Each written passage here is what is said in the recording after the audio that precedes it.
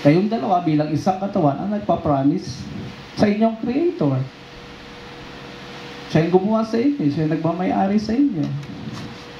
And the moment you verbalize that in public like this, tumataas yung legal obligation to observe and comply for life. Because nature is listening. Kaya pag bumitaw ka, isa sa inyo, hindi lang yung nature ang hahabol sa inyo. Yung batas din ng tao. That's why they invented wedding.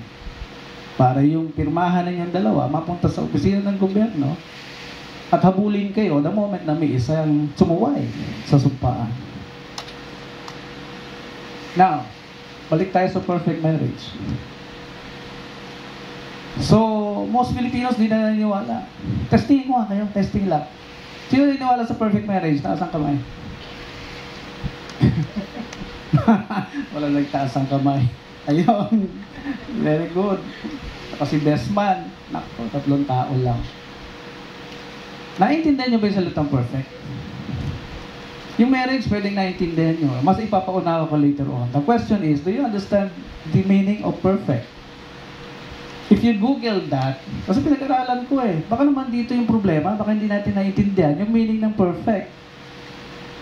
Perfect was used many centuries ago ng mga karpintero. No? Pag sila nagsusukat at tabingi, hindi perfect.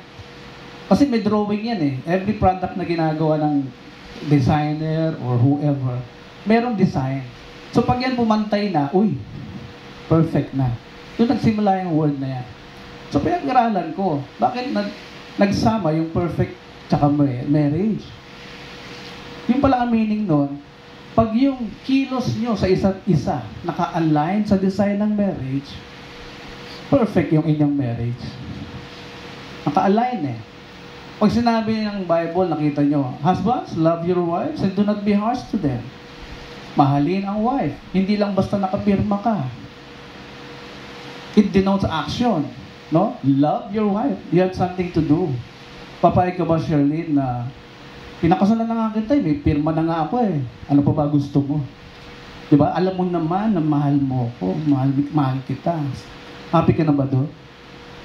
Hindi sapat, di ba? Yung isulat lang at sabihin lang, hindi sapat Because love is a verb. Hindi siya noun. Kailangan may gawin. Pagsilbihan ang asawa. Hindi ang husband ang pinagsisilbihan. Actually, both ways Mamaya, explain ko pa. So, pag sinabing, love your wives and do not be harsh to them, according to Apostle Paul, yung harsh ang hindi ina-apply ng mga lalaki. Lalo na ng mga, kahit sa hindi pa nagpapakasal, pag hindi alam ng lalaki ang pagkatao, nature ng babae, there's a tendency to violate. Kaya pala sinabi ni Apostle Paul, do not be harsh to the woman because they are created to be emotionally, sabi ng science. Scientifically discovered. They are created to be emotional. They will act or say things according to what they feel, not what they think. Sa lalaki naman, we are created to be logical. We will always say things according to what we think, not what we feel.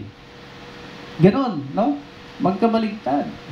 Kaya pag hindi naintindihan ng husband siya, there's a tendency to be harsh to the woman.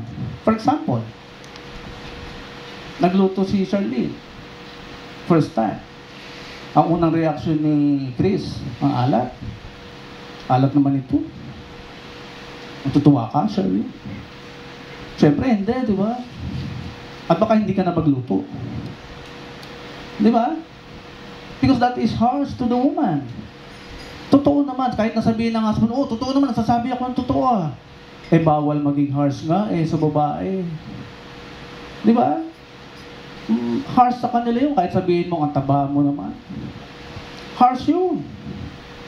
Paano pa yung mga harsh girls? Alam niyo yan No? Alam niyo yan. Hindi pwedeng direktahin. So every husband must learn how to communicate properly. Meron ako nakausap na engineer, ang galing. Sir, sasabihin ko sa asawa ko, nag-sale ba yung asin ngayon, dear? Ang bilis mag-isip, di ba? So isang skill yun na kailangan matutunan ng mga husband. Yung pagsasabi sa wife ng hindi masakit, ng hindi harsh. Because dyan nagsisimula ang problema na mag-asawa. Okay? Now, punta naman tayo sa lalaki. Anong sabi ni Apostle Paul? Wives, respect and submit to your husbands. Respeto. No? Yun ang unang reaksyon ng mga kababaihan. Respeto. Paano ba i-respect ang husband? Yung pag halimbawa, nag-shopping ka, ang dami. Tapos hindi alam ni husband. Magre-react sila kahit pa pera mo. Di ba, girls? Kahit pa pera mo yung pinambili mo, nagre-react ang lalaki. Kabibili mo lang ng sapatos last week, may sapatos ka na naman. Kabibili mo lang ng lipstick, may lipstick ka na naman. No? Nagre-react yung lalaki sa ganun kahit pa hindi nila pera. Bakit? They were violated. Kaya magandang lagyan ng limit. O, pagka 2,000 below, huwag ka na magsasabi sa husband mo, naiintindihan niya yun. O, hanggang 2,000, sige, go. Hindi ko na questionin. Pero kung bibili ka ng appliances, that's above 2,000, magre-react ang husband. Kahit pa sabihin mo, wala na kasi tayong TV, sira na. He was violated. Ikaw lang nag-desisyon mag-isa. Yeah, we've been in this business for almost 30 years. Ako involved sa law firm.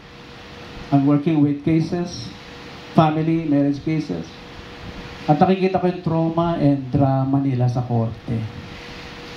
Nung magsimula akong mag-analyze ng human law at God's law, pinag-compare ko, doon ko nakita yung problema. Ang human law, minsan hindi natin sinusunod because of our rights. Ganun din ang God's law. Ang tingin natin sa God's law, recommendation, suggestion. Kaya pag narinig mong sa simbahan, husbands, love your wives. Suggestion yata yan. Hindi nyo alam. But when you deal with God, you are not entitled to your opinion. When you deal with God, you cannot give conditions to it. Ang obligasyon mo, sumunod. Because walang democracy sa Bible. Democracy is invented by the Greek people. Pag sinabing, respect and submit to your husband, irespeto ang husband. Kahit sa pagsha-shopping, kahit sarili mong pera, hindi mo pwedeng insultain yung husband mo. Ba't ka nagre-react? Pera ko naman to. Mas malaki nga yung kita ko sa'yo. Sampal sa husband yun. Yung pag ikaw yung kumikita, wives, tapos sinita ka ng husband mo, nagre-react ka. Ako naman to, pera ko naman to Hindi na lang tatahimik yung husband nyo. Pero he was violated. Hindi magkaka-interest sa inyong kausapin niya. Hindi ka papansinin niya. Because it's a serious violation. Ayan yung natural reaction na nakaprogram sa katawan ninyo. Na hindi nyo invento, hindi nyo control. Ganyan ang pagkakadesign ng lalaki at babae. Now, bakit marami naghihiwalay? Sinagot na ni Jesus Christ yan. Hindi ko nakita yan kay Buddha, kay Muhammad, kay Einstein. Si Einstein meron sagot. Pero sa lahat ng philosophy presented to us, pinag-aralan namin lahat yan. Ang sagot ay galing lang sa Bible. Sabi ni Jesus Christ. Pinayagan ni Moses ang divorce dahil matitigas ang ulo nyo. Saan tumigas ang ulo? Dahil hindi yung sinusunod yung sinabi sa Genesis. Ano sabi? Ang lalaki, ihiwalay sa kanyang magulang at pipisan sa kanyang wife. At sila ay magiging, isa. Ano ba yung sabihin ng isa? Sabi ni Einstein, marriage is a risk. And it would only be an enjoyable travel or journey if you have the same spirit. Sabi ni Einstein, marriage is a risk. Paano naging risk? Pwedeng mabuhay ka ng matagal o pwedeng umiksi ang buhay mo. Saan? Sa stress sa asawa mo. Di ba, sir? The more na na-stress ka sa asawa mo, the more nagigisingin yung mga sakit na minana mo 4 generations backwards. Natanong ko na yan sa lahat ng doktor. Meron tayong mga sakit na natutulog coming from our ancestors 4 generations backwards. Kapag yan ay nagigising yan through stress. So, paano ba tayo magiging one spirit? Isang katawan? Sabi ni Einstein, only one and the same spirit. Ganon din naman sinabi ni Jesus Christ eh. Sila ay magiging isang katawan. Which means, huwag kang magdidesisyon mag-isa.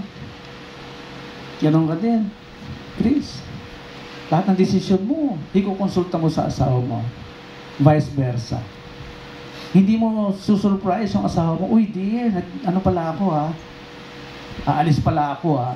Yung ba nakapag-desisyon ka na? Wala na magawa asawa mo. Yan ang problema ng lahat ng mga marriage na umakyat sa korte. Pinipilit yung kanilang karapatan. Meron po tayong obligasyon. Magkakambal po lagi yun. Yung rights mo, obligasyon niya yun. Yung rights mo, obligasyon niya yun. Kaya pag nagsusuplayan ng needs, binibigay yung rights niya, binibigay mo rin yung rights niya, walang space in between. Di ba? Nasusupply yung needs eh. Walang space in between. Walang sasalisigang. Di ba? I'm sure hindi niyo ito naririnig sa simbahan or whatever place. This is a result of our studies for 30 years. That's why we established BCIDP Marriage and Family Center Institute. At ipalaganapin ang mensahe na ito sa lahat ng gustong mag-asawa. Kasi isang beses ka lang naman mag-aasawa, di ba? Isang beses lang, di ba? Hindi naman twice.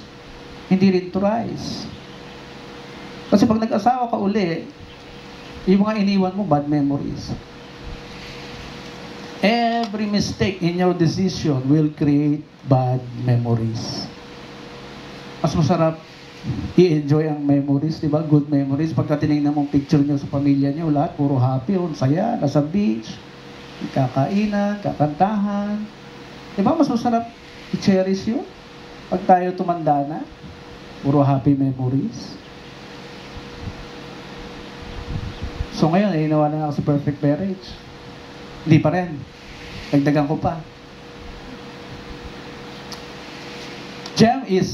Marriage is from the word gem. Gem. Precious stone. The fusion of two elements. Pareho kayong two elements, pareho kayong precious stones. At ang gem, para maging pure, ay dumadaan saan? Purification, heat, pressure. Yan yung heat, pressure ng buhay eh. Taas ang bilihin, problema sa bahay, mga bayaran, sakit, etc. That's how you are pressured or fused into one. Kaya the more na nakikita mo yung asawa mo as kontrabida, the more na mahirapan kayong maging isa. The more na nakikita mo asawa mo as mahina, ikaw malakas, marami kang experiences, marami kang knowledge kaysa sa asawa mo, kaya ikaw na lang mag-isa na magdi-decide, gugulatin mo na lang siya, mahirapan kayo mag-isa. Kaya, the secret is to be as one in heart, in mind, and in physical. Huwag ka makikipagkontrata sa ibang tao na hindi alam na asawa mo. Classic example, may isang manager ng Toyota at yung wife niya, manager ng bangko. Na-promote si lalaki. Good news. Honey, na-promote ako. Ang taas ng sahod ko. Uy, very good. Pangatlo, honey, nilipat ako sa probinsya. O tapos, umuo ka na. Oo. Uuwi na lang ako ng lingguhan.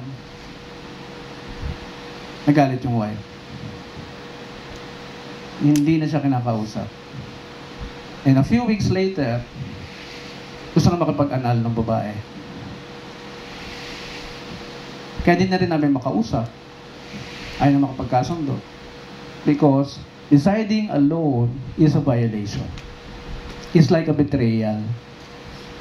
No? It's equivalent to betrayal. Kahit anong linis ng intention mo, kahit anong ganda ng motibo mo, your spouse will never be happy pag ikaw lang ang nag-decide. So make one in mind, in heart, and spirit, because one body only requires one spirit.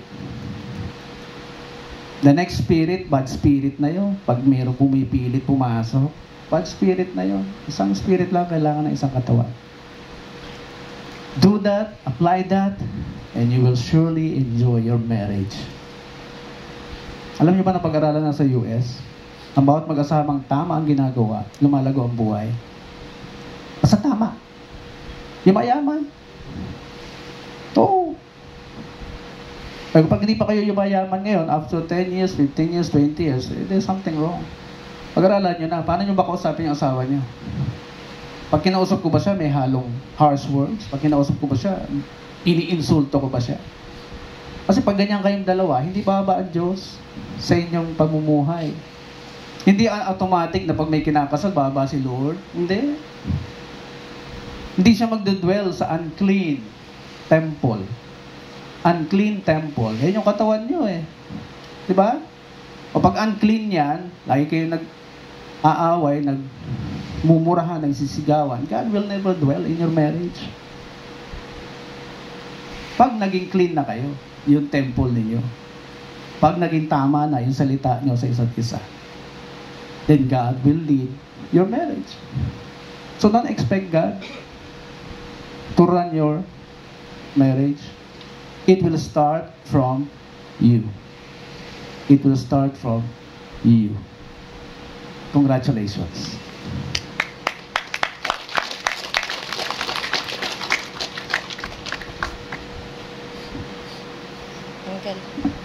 Uncle, yung message yung parents.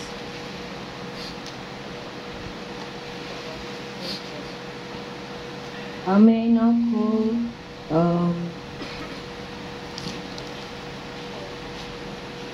the parents of bride and groom for their messages.